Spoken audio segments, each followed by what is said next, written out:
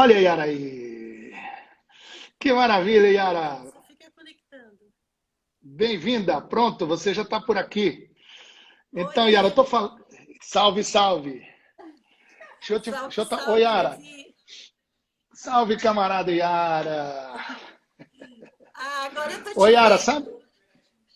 Pronto, pronto. Deixa eu te falar, Yara. Estou falando com o pessoal que está chegando aqui. Já tem gente aqui que te conhece, já tem os seus fãs e as suas fãs já estão entrando aí. Tá certo? Só avisando para vocês. É verdade. E aí, assim, esse nosso tempo é um tempo. Sabe como é que foi que começou? Quando estava lá, acho que em maio, eu comecei a fazer encontros aos sábados chamando Sabadão com Levisão. E aí a ideia era chamar os terapeutas, os psicólogos, psicólogas, os meus amigos, minhas amigas, para participar. E eu falava assim, como é que nós vamos fazer para não enlouquecer durante essa pandemia? E aí, enfim, foi um tempo muito bom. Depois eu dei uma paradinha, porque também essa parada de muita live, eu fiquei quase louco também de tanta live. Aí eu dei uma paradinha, 2 meses e tal, e aí falei, não, vamos retomar isso daí de segundas-feiras às 3 da tarde, e aí eu chamo de novo meus amigos e outras que não tinha chamado ainda, e o nosso encontro é sempre marcado por esse, enfim, o nome dessa live é Diz Aí, Alma Minha, baseado em cima do Salmo 42 e 43, onde o salmista pergunta, conversa com a sua alma, está na Bíblia, né? Salmos, livro da Bíblia, que diz assim, por que estás abatido, a minha alma? Então, que coisa linda, né? O salmista já dando essa dica para todos nós, da gente conversar com a nossa alma, procurar saber qual foi, por que tu tá nessa. Lembra, esse negócio é antigo. Qual foi, por que tu tá nessa. As gírias hoje são outras. Meu filho e minha filha ficam enchendo meu saco. Não, a Sabrina nem tanto, mas meu filho que diz que eu tenho gíria antiga. Né? Mas chegar na alma e falar com a alma, né? Qual foi, porque tu tá nessa? É por isso que tem essa nossa live, né? Yara e o pessoal que tá chegando por aí. Outra coisa é que esse momento é um momento onde eu estou chamando exatamente meus amigos e amigas. Então, eu queria que todos vocês que estão assistindo agora, isso aqui vai ficar no IGTV, depois eu vou mandar para o meu canal no YouTube. Você vai poder assistir isso em qualquer outro momento e eu espero profundamente que você seja muito, mas muito, muito abençoado. Isso é papo de crente, crente que diz isso, você seja abençoado, mas que faça bem para você, que isso tenha sentido para você, que isso lhe ajude de alguma forma, porque é para isso mesmo que temos esse encontro. E eu queria que vocês conhecessem a Yara. A Yara é uma camarada muito querida, parceirona de ministério, já não é de hoje, e que caminha junto com aqueles e aquelas, e os familiares daqueles e daquelas que eu pastoreio, pessoas que do meu pequeno rebanho, o qual sou pastor. E a Yara é essa parceiraça incrível que, de forma especial, eu fico vendo a forma como as pessoas estão crescendo e amadurecendo. É incrível. Yara, boa tarde. Muito obrigado por ter aceitado o meu convite. Maravilhoso esse tempo. Aí, ó, tá vendo? Os seus fãs aí. Yara maravilhosa. Tá todo mundo coraçãozinho, mandando beijos. É isso É demais, aí. Levi. Eu tô muito alegre, é muita alegria estar batendo esse papo com você. E, aliás, sempre que bater papo com você é maravilhoso e a gente tem essa troca muito legal. E mais ainda, participar, é uma honra participar dessa sua live. Acho que é um tema super do momento mesmo, né? Então, estou muito feliz. Obrigado pelo convite. Yara, e você é aquela profissional, é aquela terapeuta da clínica, né? De estar junto com as pessoas, de ouvir as pessoas. Graças a Deus, né? E graças a Deus e ainda bem todo mundo agradece, porque você passa o dia atendendo todo mundo. E isso é tão maravilhoso. Então fala pra gente esse negócio meio de confinamento, de ficar preso, de querer sair. Se bem que as pessoas não cumpriram muito esse confinamento, por isso que nós estamos nessa draga terrível de contaminação aí, e com tanta coisa terrível, né? Mas mesmo assim, não cumprindo tanto assim, ficou mesmo um ambiente de confinamento, e isso daí tem coisas que quer para o bem, quer para o mal, Eu tenho minha opinião com relação a que é muito mais para o bem se souber aproveitar, e eu queria te ouvir. Fala um pouco para a gente, como é que é isso no teu ambiente de clínica, as pessoas com quem você conversa, o que que você pegou, o que que você captou, o que que você, nesse papo aqui, poderia começar a falar com a gente? Então, Levi, quando você me convidou e você me perguntou assim, como é que estava na clínica, né? Você sabe que o meu fazer é clínico, eu estou ali, estou com as pessoas mesmo. E eu comecei a pensar realmente e prestar atenção o quanto essa pandemia, né? Esse confinamento, ele nos fez um convite, né? Ele fez um convite para a gente pensar nas nossas questões existenciais, né? Porque, de repente, as distrações acabaram e a gente teve que, de repente, olhar um pouco para o que estava acontecendo dentro da gente, né? Então, eu percebi isso muito na clínica e é engraçado que eu me lembro, assim, falando com você sobre isso, eu me lembro daquela tirinha da Mafalda, que ela fala assim, justo a mim me coube ser eu, né? Então, acho que as pessoas, de Ah, repente, se muito bom. depararam com essa questão, né? Bom, uma falda maravilhosa, né? Maravilhosa, e a gente se diverte, mas também dá risada meio assim, falando, eita, que agora ela falou algo sério. E, né? Isso, e Mafalda parece que deve curtir a música popular brasileira quando se canta de maneira tão extraordinária, né? A dor e a delícia de ser o que é, não é Isso. verdade? E Uhum. aí, então, assim, aí, tudo bem. Então, agora nós tivemos que encarar, parar de se distrair tanto, se bem que mesmo durante o isolamento e durante a pandemia, a gente que intensificou a ligação aqui agora, e a gente intensificou esse negócio de também se distrair com as redes sociais, com outras coisas, e a gente tentou lutar, mas isso talvez não foi assim tão bem sucedido.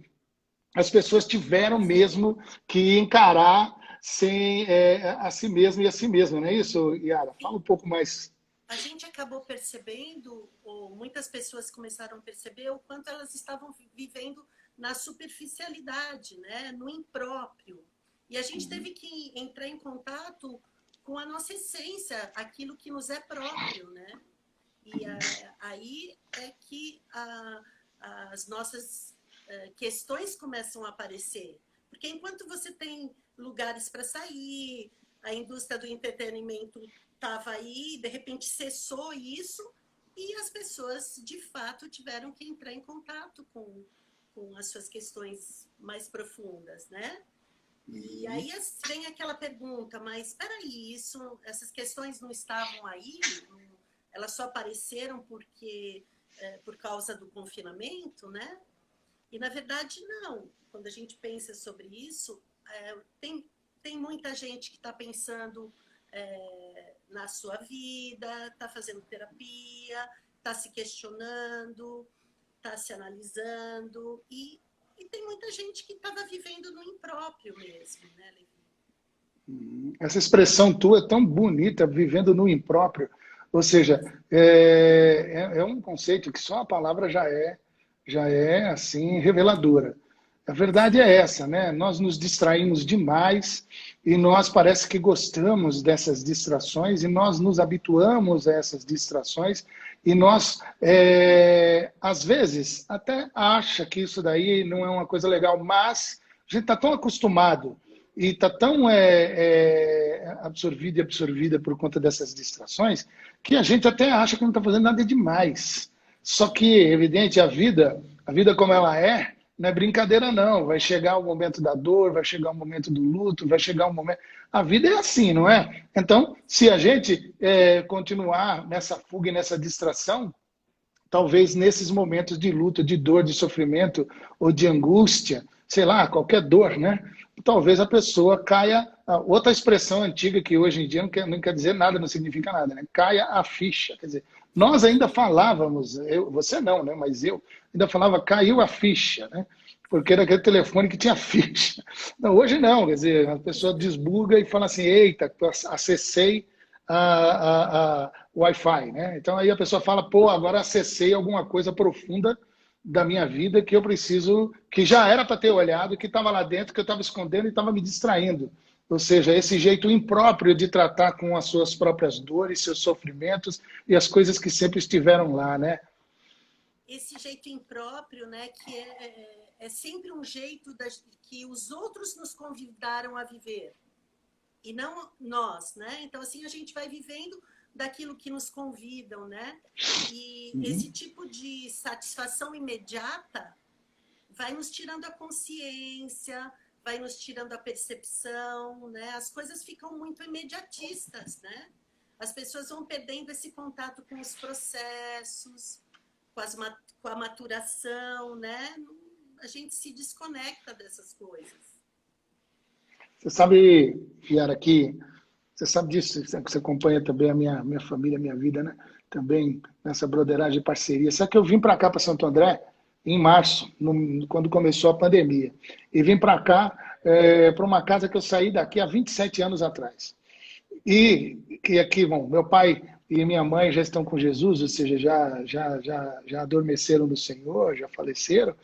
E ficar por aqui é carregar-se, é estar diante de memória o tempo todo, memórias, e de tratar uma série de coisas.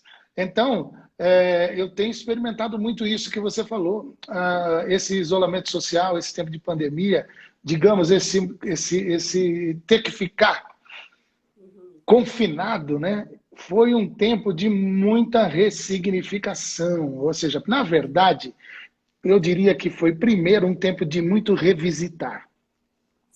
Eu revisitei tanta coisa, os meus livros estão aqui, trouxe outros lá de onde eu trabalhava, coloquei aqui, olhando os livros, vendo as anotações, Yara, e comecei a ver tudo aquilo ali. Meu Deus, começou a vir tanta coisa, a mesa, o jeito que se sentava, onde é que minha mãe se sentava.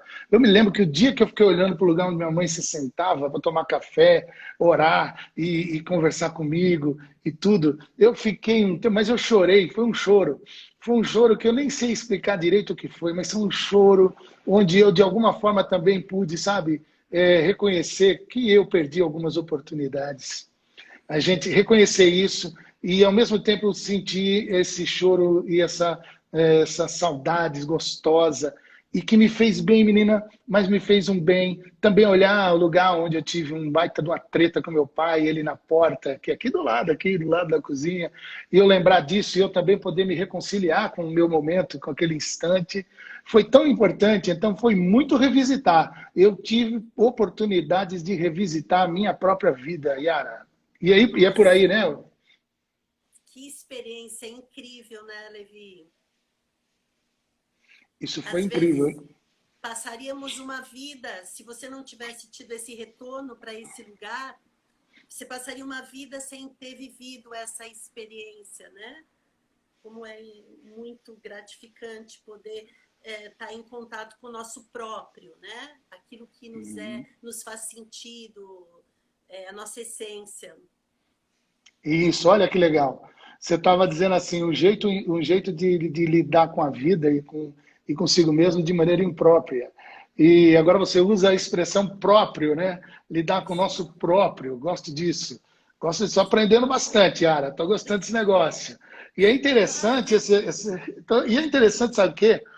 Que quando eu comecei esse meu momento aqui, eu não só eu fui observar coisas que são repetições, repetições que durante toda essa minha vida foram acontecendo e eu distraído, não prestava atenção, não prestava atenção.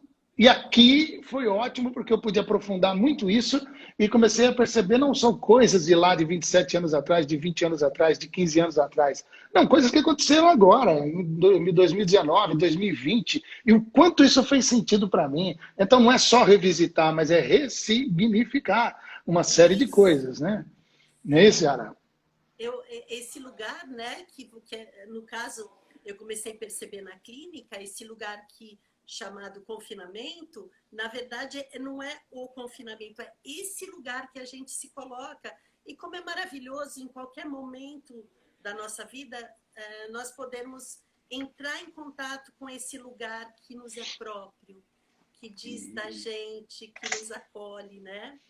Mas sabe, Levi, eu vejo que há um problema muito grande na nossa sociedade, que as pessoas não podem ficar tristes, né? Todo mundo tem que estar alegre, todo mundo tem que estar feliz, como se tristeza fosse alguma coisa ruim, né? Pois é, fala mais sobre isso. Esse negócio dessa sociedade da felicidade, essa coisa de estar sempre alegrinho, sempre contentinho. Tristeza faz parte da vida, meu Deus do céu. Isso é óbvio falar, mas parece que não é tão óbvio, não. Considerando vocês que estão aí nas suas clínicas acompanhando as pessoas, não tem nada de óbvio. Quando a pessoa fala assim, peraí, tristeza, melancolia, isso faz parte da vida. Como é que é isso? As pessoas, elas realmente, qualquer tristeza, qualquer melancolia, já pode mandar logo um diagnóstico de depressão? É isso aí mesmo? É isso que está acontecendo, né? De repente, a tristeza que é própria do humano, que realmente nos liga um ao outro, que todo mundo sente tristeza, ficou algo como ruim, né? Então, estou triste, eu preciso fazer alguma coisa para sair desse lugar. E isso tem um chamado interno que eu acho que é bem legal, que está no chamado da sua live, né? Que, de repente, quando a gente está angustiado, está triste, a gente tem que chamar a angústia e a tristeza para tomar um cafezinho com a gente, né? Falar, vem cá, boa. e vem cá, vamos sentar, vamos bater um papo, vamos ver o que está acontecendo aí, né? E aí tem aquela fala sua, né? E aí, alma minha, né? O que está acontecendo? E conversar com, Yara, com a nossa tristeza, conversar com a nossa melancolia, conversar com a nossa angústia, sentar. Você sabe que eu preguei um sermão há uns anos atrás, que são os domadores de dragões, e eu falava exatamente isso, que você tinha que sentar e conversar com o seu dragão, com os seus dragões, com você sentar com ele e conversar. E falaram tanta coisa, se bem que o pessoal gosta de pegar no meu pé. Mas eu também gosto de provocar, né? Eu já reconheci isso. Agora, é verdade. Então aí você senta para tomar um café e faz esse movimento de conversar com a sua tristeza. Por que eu estou triste, né? Porque estás abatida, minha alma. Senta aqui, abatimento. Senta aqui, tristeza. Fala comigo, tristeza. Fala Olha. comigo, né?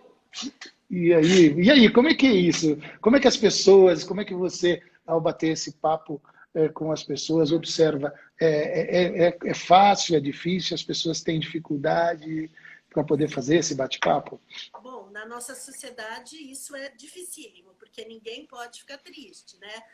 Já tem, querem colocar separação, as nossas angústias, as nossas tristezas, tudo pode virar uma depressão, né? Então, eu acho que primeiro, quando um paciente chega na minha clínica, às vezes ele até chega assim, eu estou depressivo, eu estou deprê, né? Porque tudo virou, a palavra tristeza, de repente, sumiu do vocabulário. Você só escuta as pessoas falarem que elas estão com depressão, né? E depressão é uma doença, e é uma doença, tem um remédio, né? E aí a pessoa acha que ela está com depressão, ela tem que tomar um remédio.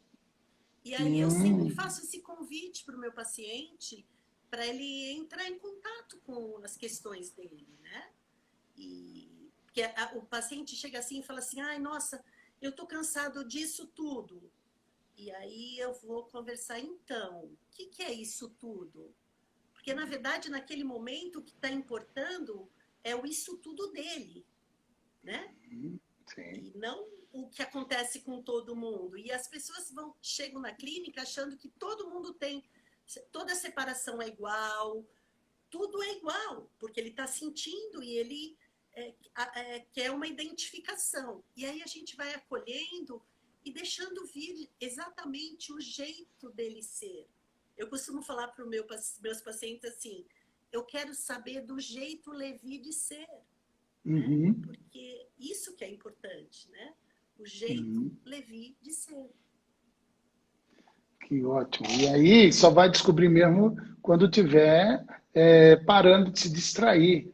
E também parando de fugir, porque quando eu consigo um diagnóstico de depressão, já vou tomar um remédio, na verdade, eu estou querendo usar o mesmo artifício da distração, mas aí de maneira mais Anestesia, né? mas aí de maneira já mais intencional, né? Mais consciente. Ou seja, eu já vou lá, eu estou deprimido, daqui a pouco eu tomo uma Dorgas, ou seja, porque também é dorga, né? Como o pessoal fala assim, ó, você está usando Dorgas. Então, é Dorga, porque eu fico enchendo o saco com um menino que bate um baseadinho, ou com outros que usam drogas gravíssimas, o próprio álcool, né, que é pesado, fica aí, mas o cara fica tomando o remedinho dele para poder fugir de uma conversa franca com as coisas do coração, dá na mesma, é uma outra Dorgas, você não acha disso?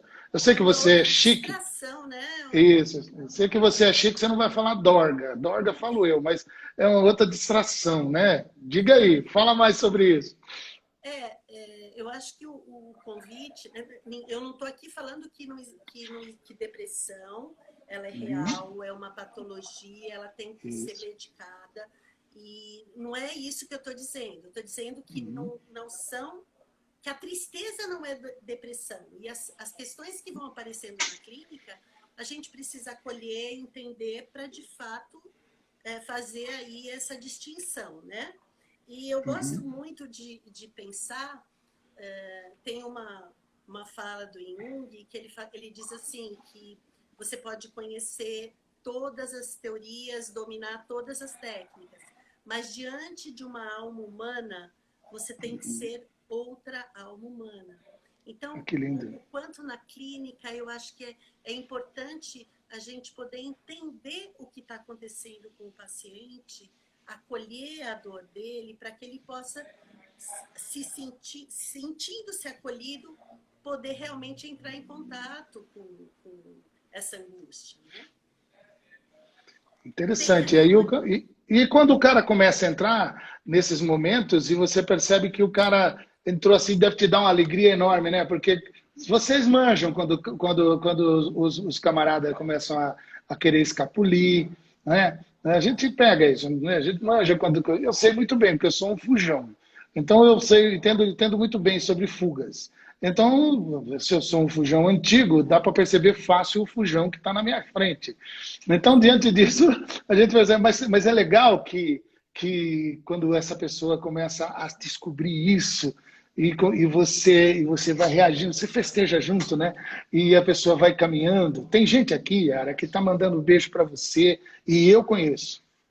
A maioria das pessoas que estão mandando abraço para você, que estão aqui com a gente agora, eu conheço como pastor, que acompanhei de perto e vi o testemunho dessa gente sobre a sua caminhada e a sua jornada. E o seu acolhimento. Você tem isso, você tem essa pegada do acolhimento.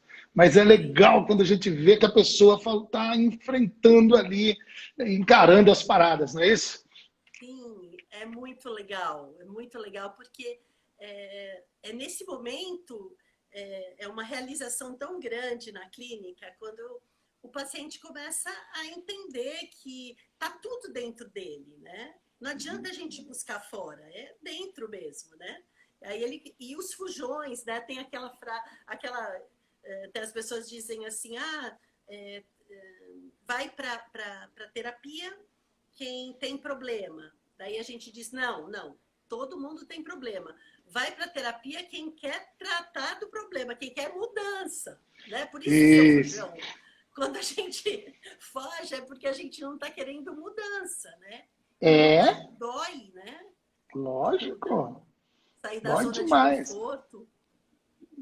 E outra coisa, dói demais. E assim, né? Eu caminho com o pessoal e eu digo sempre que tenho conta a história de uma onça, que aí não é agora a hora, mas é exatamente que dentro de nós existem sombras que nos dão medo, sombras que nos dão medo, sombras que nos dão vergonha, sombras que nos dão nojo e sombras que nos dão raiva.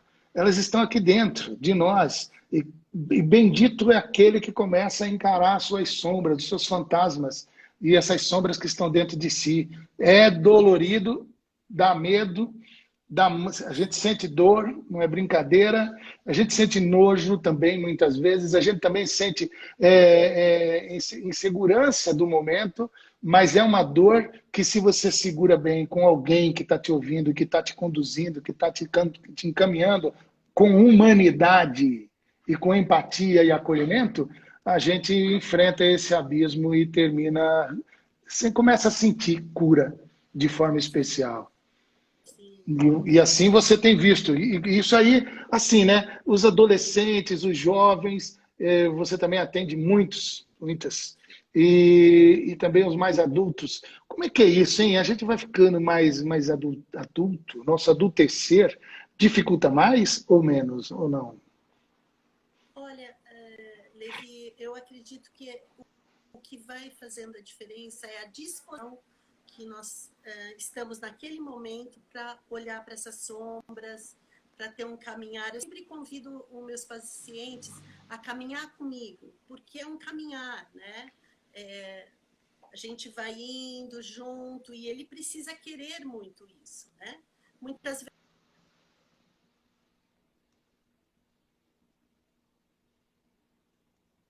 para a clínica, mas não adianta. O adolescente, o jovem precisa querer, é algo que vem de dentro, assim, né? Uma vontade que esse vácuo, né, que o Heidegger chama de oco, que é ruim, mas ao mesmo tempo é bom, porque ele nos dá movimento. Você começa a se angustiar com isso e você quer sair disso. Então, esse movimento que normalmente traz as pessoas para a clínica.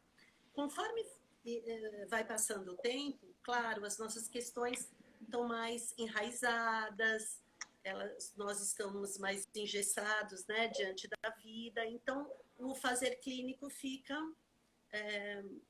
um pouco mais lento.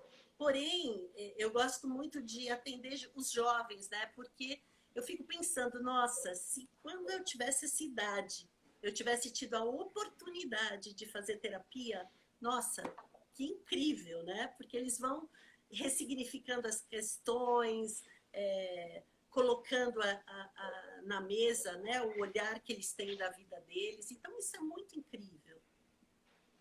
E isso, quando a gente começa a realmente olhar isso como uma realidade que hoje em dia a gente tem fugido muito mais e tem se distraído muito mais, porque as possibilidades de distração e de fuga são enormes.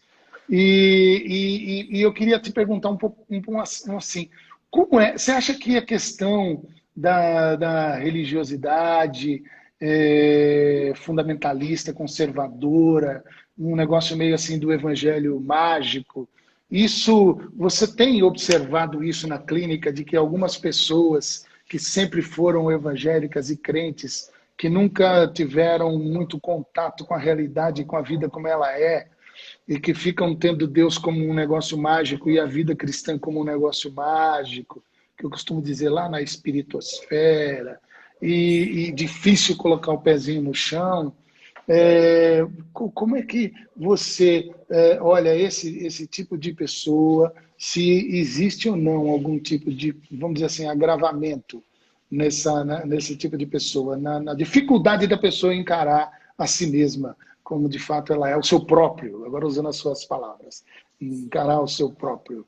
O que você acha? É assim mesmo? Como é que é isso?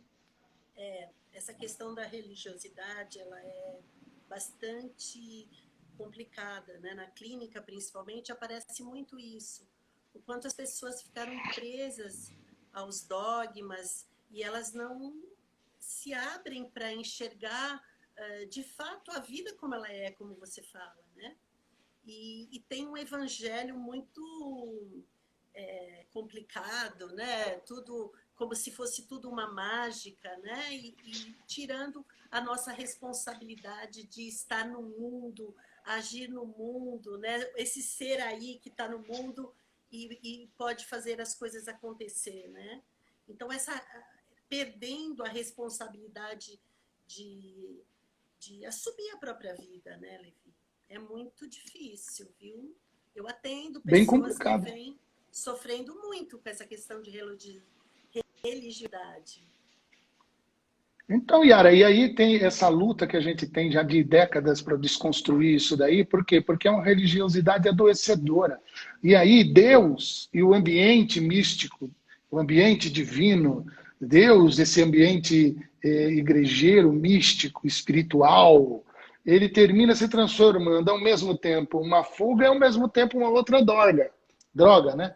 Ao mesmo tempo uma fuga e uma outra droga, que impede que a pessoa tenha essa coisa que você falou, tenha responsabilidade diante da vida, responda por sua própria vida e veja que a ação de Deus na Terra passa necessariamente por ela assumir a sua própria responsabilidade diante da vida, não é? E é difícil quebrar isso, viu? Vou lhe falar. Eu já estou indo para 37 anos de ministério e olha, vou te contar, não é brincadeira. E a gente sabe que isso adoece. A gente sabe que isso adoece. Sim. Religiosidade adoecedora, santidade, tem a ver com sanidade. Santidade é sanidade, mano. Quando santidade... Para falar isso, né? Eu gosto muito de te ouvir falando a respeito dessa religiosidade, né? O quanto a gente tem que se afastar e começar a olhar com os nossos próprios olhos e começar a separar o que nos é próprio. Porque eu gosto de pensar assim na coragem, né? Porque você precisa ter coragem. Chegam pessoas que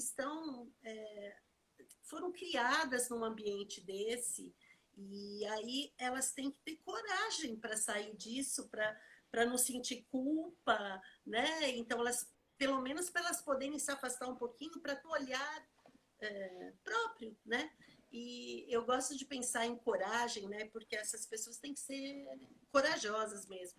Na coragem, como aquela, quebrando a palavrinha, né? Cor de coração, agem de agir, né? Então, esse agir com o coração. Porque quando a gente encontra a nossa verdade, essa coragem vem desse agir do coração, assim, vem muito forte, né, Levi? E outra coisa, e aí a pessoa começa a se sentir mal, porque começa a falar assim, ai meu Deus, eu estou deixando de ser crente, eu não estou mais sendo crente. Não, agora que você está sendo crente, mano, tu está começando a dar seus pulos, vai para cima, vai viver sua vida, vira a página. É difícil? Ah, vem falar coisa. Eu costumo dizer pro pessoal, mano, de coisa difícil na vida eu sei bem. Eu já tenho já um bocado de historinha difícil.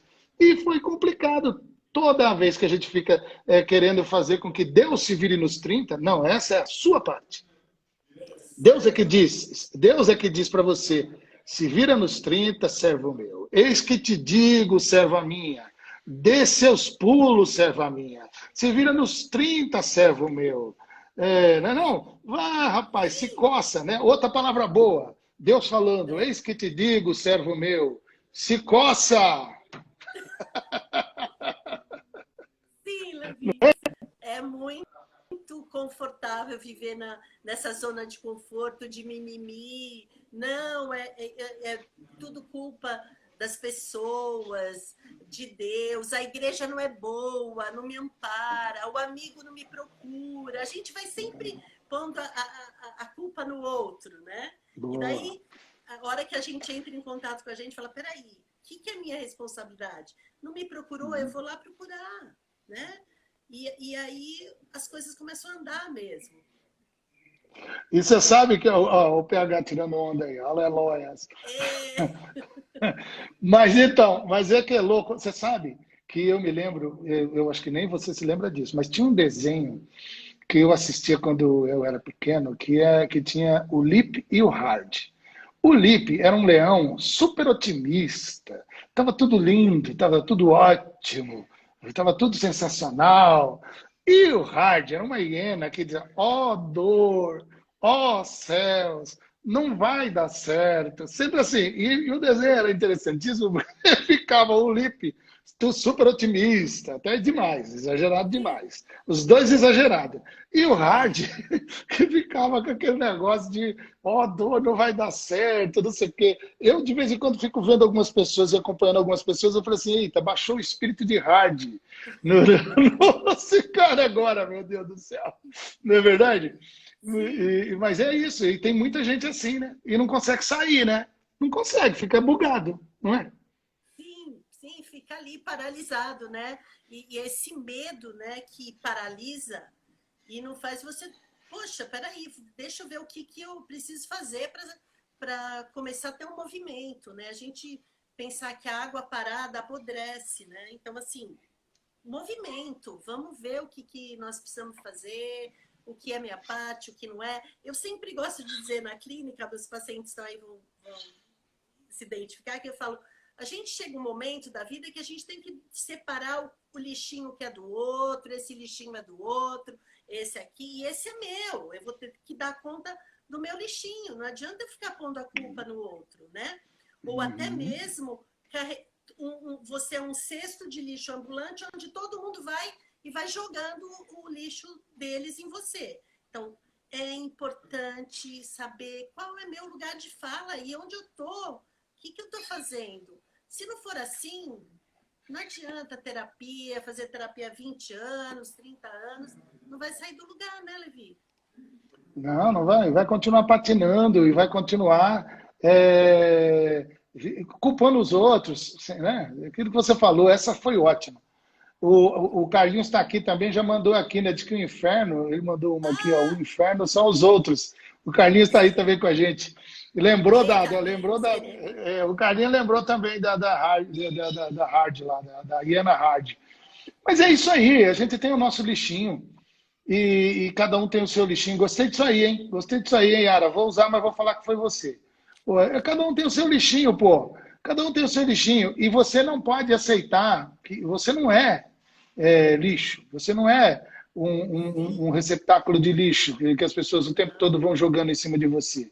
Isso é uma outra coisa importante para entender. Mas, pô, mas entenda que você tem o seu lixinho. Limpe o seu lado, limpe sua calçada. Limpe, recolha o seu lixinho, de preferência reciclar, recicla direitinho, faz as coisas direitinho. Não é? Olha aí o que está falando. Ah, que legal, que não sei quem está falando aqui, de Paegri, né? Ele está dizendo responsabilizar-se pela própria vida. É isso aí. Isso é incrível, esse é o caminho, né? Porque somente olhando para, como a gente falou, né, no começo, sentando e perguntando para a gente o que nos está angustiando, o que é nosso, o que de fato nos é próprio, é que a gente pode se responsabilizar pelas nossas vidas. Porque senão a gente vai passar a vida inteira dando desculpas. O dia que acontecer isso eu vou mudar, o dia que acontecer aquilo eu vou mudar, e o dia é agora, né? Fica esperando o quê, né? O cara fica esperando alguma coisa cair do céu ou fica esperando receber de alguém para ele poder sair, não é verdade?